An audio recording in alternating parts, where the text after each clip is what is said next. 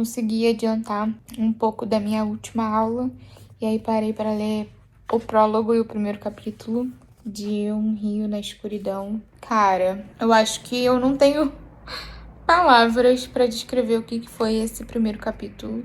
Eu realmente não tenho palavras. Já começa com spoiler.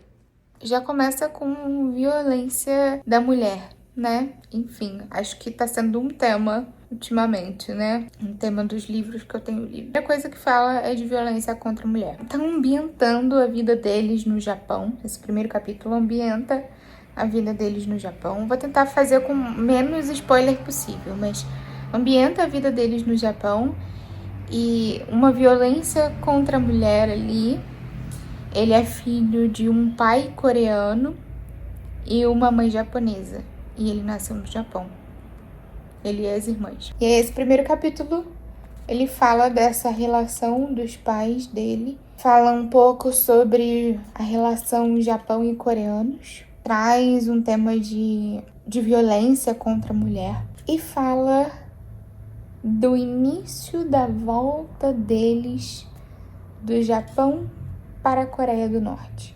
Não é nem volta, né? No caso é volta só do pai, porque era o único coreano, mas esses japoneses indo para a Coreia do Norte. Quero muito terminar de ler logo. É tão pequenininho que eu acho que amanhã eu já termino, se eu tiver tempo.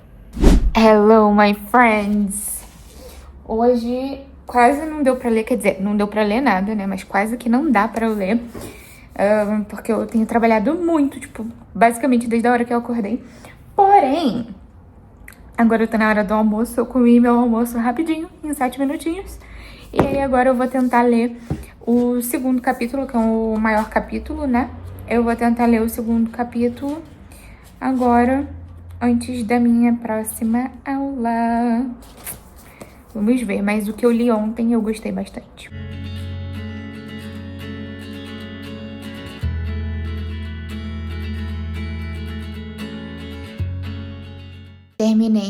Terminei de ler o segundo capítulo de Um Rio na Escuridão. E, cara, tem umas coisas que te faz passar tanta raiva e pensar que isso, tipo, é real. Sabe, tem coisa de divisão por castas. Então, você está fadado a vencer ou não na vida de acordo com a casta que você vive, que você nasceu. Tem bastante xenofobia com o japonês aqui, era tudo entrelaçado, eles não sabiam falar só japonês, tinha que ser japonês desgraçado. Enfim, e eles basicamente vendiam o almoço para comer a janta. Tava dizendo também que eles tinham direito a 700 gramas de comida no dia, somente. Tem umas coisas assim que, se eu fosse marcar aqui tudo que me indignava, eu acho que uns 98% do livro estaria marcado. Enfim, tô ansiosa pra ler. Eu espero que ele tenha conseguido escapar, né? Acredito que sim, pra poder escrever um livro sobre isso. Acredito que ele escapou, mas eu quero muito chegar nessa parte porque eles trocaram uma vida que era ruim, assim, no Japão, porque eles eram pobres e tudo mais, e o pai era estrangeiro, e aí, enfim, eles tinham uma vida que não era boa, mas trocaram por uma muito, muito, muito, muito, muito pior. E é revoltante ver o que acontece. Nossa, vale muito a pena a leitura, de verdade. Vale muito a pena. Eu acho que esse é o tipo de livro que eu colocaria pra ler na escola. Parece uma leitura obrigatória daquelas que a gente lê no 9º ano, ensino médio. Esse é um bom livro para tratar de temáticas de história, geografia. Muito bom. Aproveitei um intervalo de aula, porque esse capítulo era menorzinho, e li o terceiro capítulo. Foi terceiro? É terceiro capítulo. Isso aí. E, cara, que dor no coração.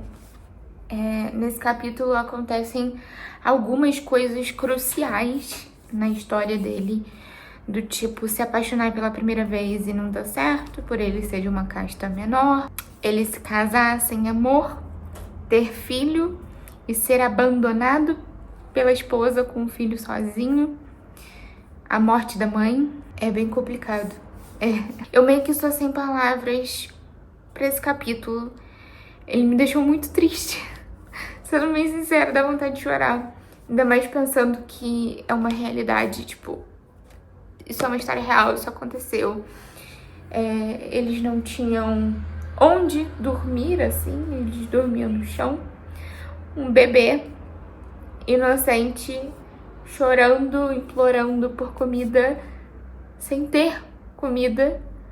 Esse pai indo de casa em casa, pedindo alguém para alimentar o seu filho. Uau!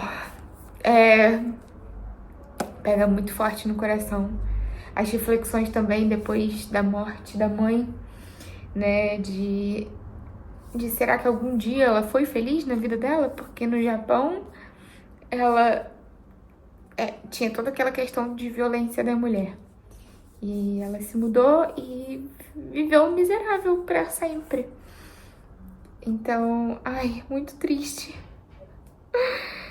Muito triste. E amanhã eu vou ler um capítulo só, porque eu acho que, por menorzinho que ele seja, ele é bem triste. Ainda mais quando você lembra que é de fato uma história real.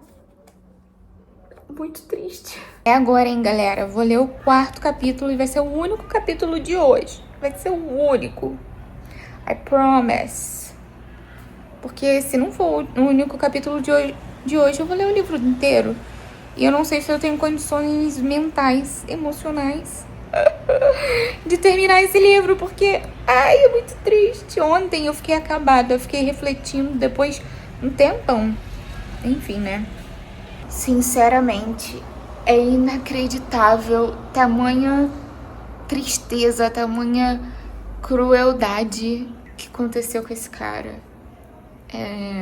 Nesse capítulo, não sei nem explicar o tanto de coisa que aconteceu. Mais mortes, mais nascimento de outros filhos, mais miséria. Teve até uma tentativa de falha, né? Mas cara, esse é um livro tão pequeno, tão curto, que eu nunca imaginei que eu iria ler parcelado. Pra mim, eu iria ler tudo de uma vez só.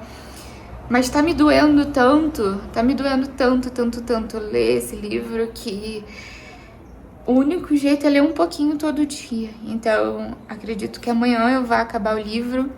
Amanhã é o último capítulo e o epílogo. E avassalador. É a única palavra que eu tenho pra esse livro, é avassalador. Tô aqui de pijama. Quem falou que não ia ler mais hoje? Quem falou que ia só ler só amanhã? Gente, não vou aguentar. Eu tô aqui pronta pra dormir. Mas a minha cabeça não descansa enquanto eu não terminar de ler esse livro, porque ele é muito triste. Ele é muito triste. Eu não quero parcelar minha tristeza. Que seja triste inteiro agora. Inteiro. Porque se fica parcelando a tristeza, ela vem com juros. Então, vamos ler logo pra ser triste tudo de uma vez. Volto com updates do final do livro. Falei que eu voltaria com updates, mas eu não acho que isso foi uma coisa muito imprudente a se dizer, porque eu não gostaria de voltar aqui com updates. É um livro tão curtinho e me pegou tanto. Esse último capítulo fala de uma tentativa de fuga da Coreia do Norte. E o epílogo fala que, enfim, ele... vou dar spoiler. Ele conseguiu, porém sozinho. Sem a família, sem filhos, sem netos.